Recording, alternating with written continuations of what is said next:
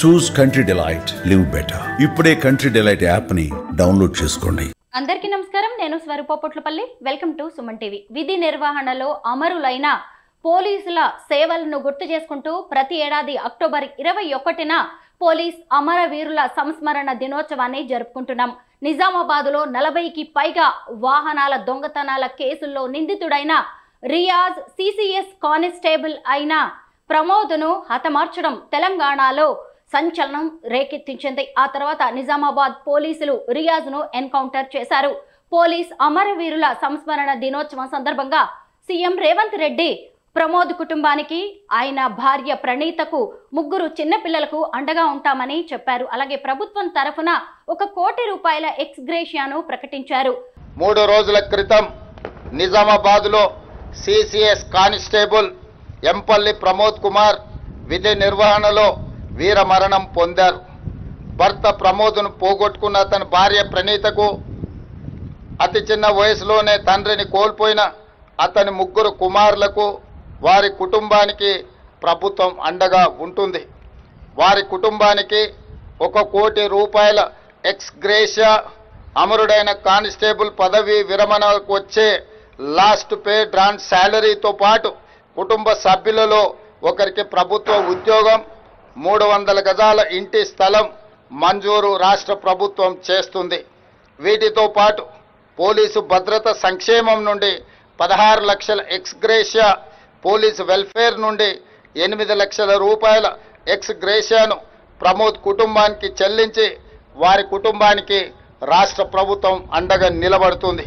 ప్రమోద్ గారి రిటైర్మెంట్ వరకు last drawn salary ఏదైతే ఉంటుందో అది కూడా ఇస్తామని, వారి కుటుంబంలో ఒకరికి ప్రభుత్వ ఉద్యోగం ఇస్తామని, అలాగే 300 గజాల ఇంటి స్థలాన్ని కూడా ఇస్తామని చెప్పారు. అలాగే పోలీస్ భద్రతా సంక్షేమం నుంచి 16 లక్షలు, అలాగే పోలీస్ వెల్ఫేర్ ఫండ్ నుంచి 8 లక్షలు ఇస్తామని సీఎం రేవంత్ రెడ్డి గారు ప్రకటించారు. ప్రస్తుతం నాతో పాటు ఉన్నారు నిజామాబాద్లో రియాజ్ చేతిలో హత్యకు గురైన సిసిఎస్ కానిస్టేబుల్ భార్య అయిన ప్రణీత గారు, అలాగే వారి కుమారులు.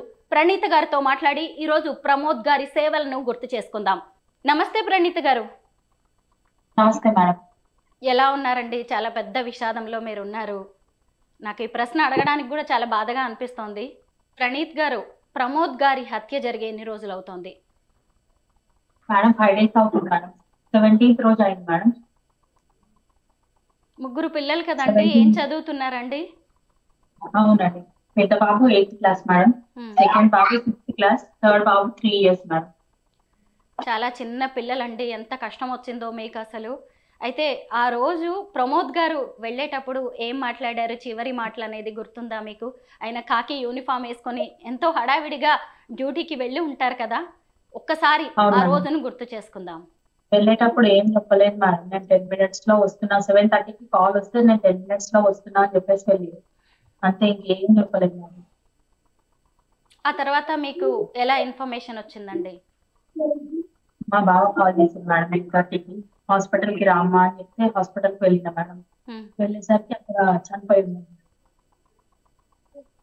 ప్రణీత గారు, ప్రమోద్ గారికి ఈరోజు సీఎం రేవంత్ రెడ్డి గారి నివాళులు అర్పించారు. ఆయన గురించి కూడా గుర్తు చేసుకున్నారు. మీ కుటుంబానికి ఎక్స్ గ్రేషియా కూడా ప్రకటించారు. దాని మీద మీరేమంటారు? మేడం దానికి చాలా థ్యాంక్స్ మేడం. తెలంగాణ ప్రభుత్వానికి థ్యాంక్స్ చెప్తున్నా మేడం. మాకు సహాయం చేసినందుకు. 3 మగపిల్లలు కదండి, తండ్రితో చాలా అనుబంధం ఉండి ఉంటుంది. పిల్లలు ఎలా ఉన్నారండి? చిన్న బాబు అడుగుతున్నాడు మేడం, డాడీ కాకి యూనిఫామ్ చూసినప్పుడల్లా మీకు ప్రమోద్ గారు గుర్తొస్తూ ఉండొచ్చు కదా. ఆయనతో మీ అనుబంధం గుర్తు చేసుకుందాం ఒక్కసారి. మ్యారేజ్ అయ్యి ఎన్నేళ్ళు అవుతుందండి? 17 years. 17 years. అప్పటికి ఆయన పోలీస్ కానిస్టేబులా? అరేంజ్డ్ మ్యారేజా అండి మీది? అవును మేడం, అరేంజ్ మ్యారేజ్. ప్రణీత గారు, మీకు ముందే తెలిసి ఉంటుంది కదా, పోలీస్ డ్యూటీ అంటే ఒక వర్కింగ్ అవర్స్ అంటూ ఉండవు, 24 గంటలు డ్యూటీలోనే ఉండాలి. ఆయన కూడా ఎక్కువ టైం కుటుంబం కంటే కూడా ఎక్కువగా డ్యూటీలోనే ఉండేవారేమో కదా. ప్రమోద్ గారి గురించి చెప్పండి. అవును మేడం, ఇప్పుడు డ్యూటీలోనే ఉండేవారు మేడం. ఇంటికి వస్తే పిల్లలతో మాతో కొంచెం టైం స్పెండ్ చేసేవారు. ప్రమోద్ గారు ఎక్కడెక్కడ పని చేశారు, ఆయనకి సంబంధించిన వివరాలు ఏంటి? ఆర్మూర్లో చేసింది మేడం. ఆర్మూర్ తర్వాత మద్నూర్ వెళ్ళింది మేడం. తర్వాత పిచ్పల్లి టు సిసిఎస్ తర్వాత ట్రాఫిక్ మేడం. మొన్న రీసెంట్ గా బోధనకి వెళ్ళింది మేడం 1 month, ఒక 4-5 months క్రితం. దాని తర్వాత మళ్ళీ చిన్న బాబు హెల్త్ ఇష్యూ ఉందనేసి సిసిఎస్కి వచ్చింది. అంటే ఆ రోజు డ్యూటీకి వెళ్ళిన తర్వాత ఎంతసేపటి తర్వాత మీకు కాల్ వచ్చిందండి ప్రమోద్ గారు ఇలా జరిగింది, ఆయన ఇక లేరు అని? 1/2 hour 1 hour లోపే వచ్చింది మేడం. నాకు 10 minutes లో వస్తానే చెప్పింది మేడం. 10 నిమిషాల్లో వస్తానని చెప్పి ఆయన అనంత లోకాలకు వెళ్ళిపోయారు. అయితే ఒక కరడు గట్టిన నిందితుడిని పట్టుకోవడానికి ఒక పోలీస్ని బైక్ మీద పంపించారు అని కూడా కొంతమంది విమర్శిస్తున్నారు. దీని మీద మీరేమన్నా చెప్పాలనుకుంటున్నారా? దాంతో ఆయన ప్రాణాలు పోయే వరకు వచ్చింది అలాంటి నిందితుడిని పట్టుకోవడానికి ఒకే ఒక కానిస్టేబుల్ని పంపించడం వల్ల అని. అట్లా ఏం లేదు మేడం. అంటే వెళ్ళిరు మేడం, అంటే ఇంట్లో నుంచి ఈయననే వెళ్ళిరు. దాని తర్వాత ఇక అక్కడ ఎవరు వెళ్ళిరు అన్నది తెలియదు మేడం. డ్యూటీ విషయంలో ప్రమోద్ గారు ఎలా ఉండేవారు? అసలు పోలీస్ డిపార్ట్మెంట్ అంటే ఇలా ఉంటుంది అని ఆయన అభిప్రాయాలు ఎలా ఉండేవండి? చాలా ప్రాంప్ట్ డ్యూటీ చేస్తారు మేడం. అంటే ఏదన్నా డ్యూటీ ఉంది అంటే డ్యూటీ టైం కన్నా ఫస్ట్ రెడీ అవ్వడం, వెళ్ళడం చాలా ప్రాంప్ట్ ఉంటాడు మేడం. ప్రతి ఏడాది అక్టోబర్ 21న పోలీస్ అమరవీరుల సంస్మరణ దినోత్సవంగా జరుపుకుంటాము. గతేడాది ఆయన కూడా ఈ దినోత్సవంలో పాల్గొని ఉంటారు. ఈసారి వచ్చేసరికి ఒక ఏడాది గడిచేసరికి ఆయన కూడా అమరుడయ్యారండి. ఈసారి విధి నిర్వహణలో ఆయన ప్రాణాలు కోల్పోవాల్సి వచ్చింది. ఓ పోలీస్ భార్యగా మీకేమనిపిస్తోంది? అవ్వడం గర్వం మేడం. కాకపోతే ఆయన తిరిగి రాడు అన్నది మాత్రం చాలా బాగా ఉంది. ప్రమోద్ గారు ఎలాంటి వ్యక్తి అండి? ఆయన వ్యక్తిత్వం ఎలా ఉంటుంది? మంచిగా మేడం, హెల్ప్ చేయడం వస్తే ఖచ్చితంగా హెల్ప్ చేస్తాను మేడం. మనకి తర్వాత చూసుకున్నా సరే కానీ మనం హెల్ప్ చేయాలన్నట్టే మాట్లాడుతాం. మీరేం చేస్తుంటారు ప్రణీత్ గారు? ఇంట్లోనే ఉంటారా? House wife.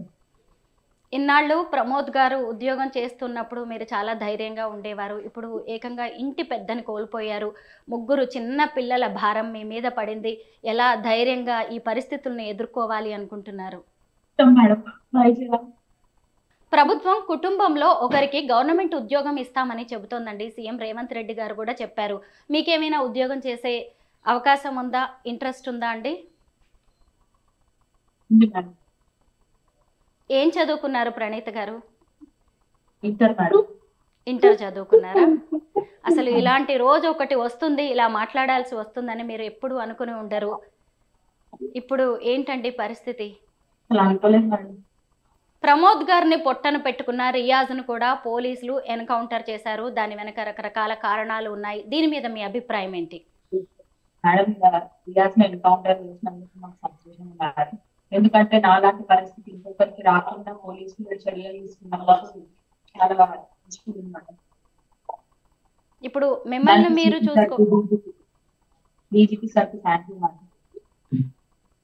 ఇప్పుడు మిమ్మల్ని మీరు చూసుకోవాలి, అలాగే 3 పిల్లల్ని సంరక్షించుకోవాలి.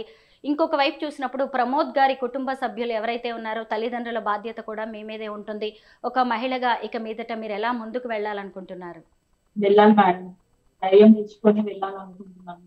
ఇలాంటి ఘటనలు జరిగినప్పుడు చాలా మంది పోలీస్ డిపార్ట్మెంట్ అంటేనే భయపడుతూ ఉంటారండి. ఇక మీదటైనా సరే పోలీసులకి, పోలీసుల కుటుంబాలకి, వారి భార్యలకి మీరు ఏమైనా చెప్పాలనుకుంటున్నారా? వాళ్ళకి రక్షణ అంటే ఏదైనా టాస్క్ కి వెళ్ళేటప్పుడు కొద్దిగా రక్షణ ఇస్తే బాగుంటుంది మేడం. అంటే ఏదైనా వెపన్స్ లాంటివి ప్రొవైడ్ చేస్తే బాగుంటుంది. ఎందుకంటే నాలాంటి పరిస్థితి ఇంకొకరికి రావద్దు మేడం. పోలీసు ఉద్యోగం అంటేనే అన్ని ఉద్యోగాల్లా ఉండదండి. అసలు మనల్ని మనం మర్చిపోవాలి, కుటుంబాలను కూడా పక్కన పెట్టాలి. ప్రమోద్ గారు కూడా అలాగా ఉరుకులు పరుగుల మీద తన జీవితాన్నే పణంగా పెట్టి ఉద్యోగం చేశారు. ఎప్పుడైనా ఇబ్బందికర పరిస్థితులు ఎదురయ్యాయా ఆయనకి ఉద్యోగంలో?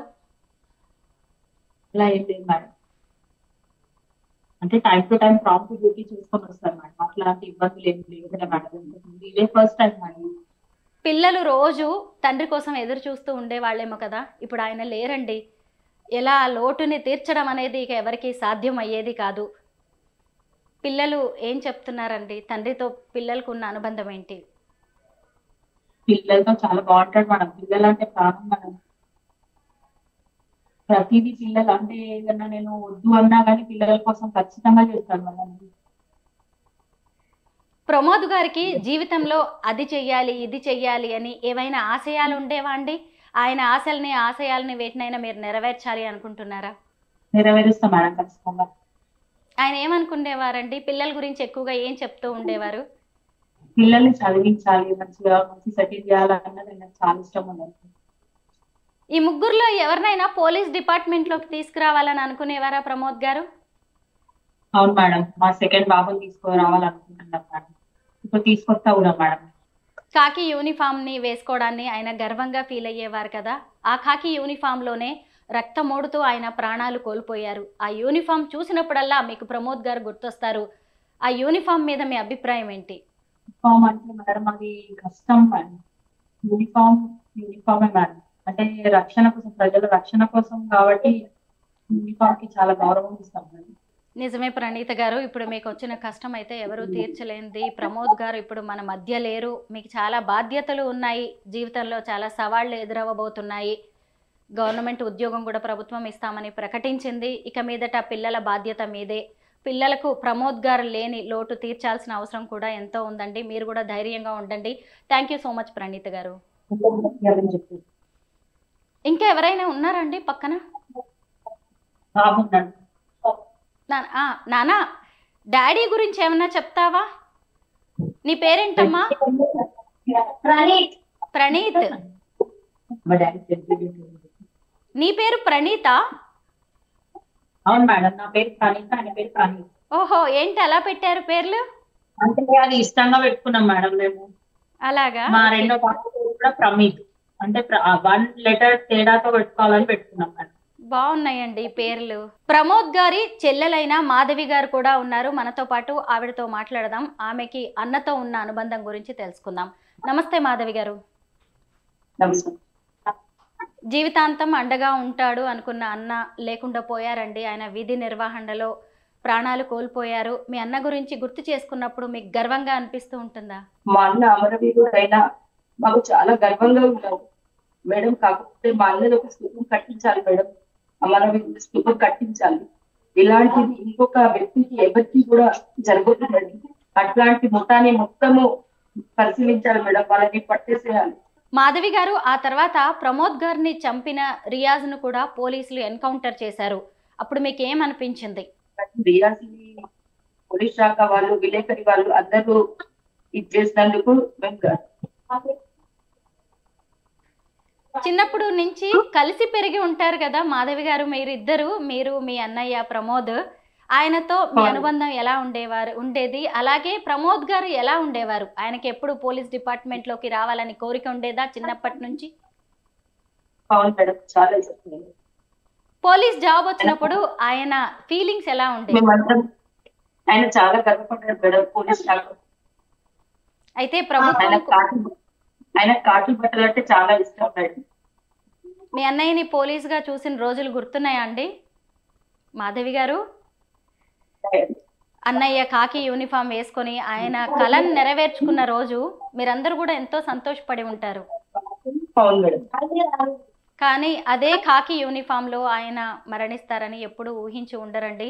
ఇప్పుడు ఒకవైపు అన్నయ్యకి 3 పిల్లలు, ఇంకొక వైపు చూసినప్పుడు వదిన, వీళ్ళందరూ కూడా ఎంత దుఃఖంలో ఉన్నారో. మీ కుటుంబం అంతా వారికి అండగా ఉండాలి. అలాగే వారు కూడా ఒకరికొకరు ధైర్యం చెప్పుకుంటూ మీరందరూ ముందుకు సాగాల్సిన అవసరం ఉందండి. ఎందుకంటే కాకి అంటేనే, పోలీస్ అంటేనే ప్రజలకు ఎంతో నమ్మకం, విశ్వాసం. ఇలాంటి నమ్మకాన్ని, విశ్వాసాన్ని ఇక మీదట మీలాంటి పోలీస్ కుటుంబాలు కూడా ముందుకు తీసుకువెళ్లాల్సిన అవసరం ఎంతో ఉందండి. Thank you so much Madhavi గారు అండ్ ప్రణీత గారు.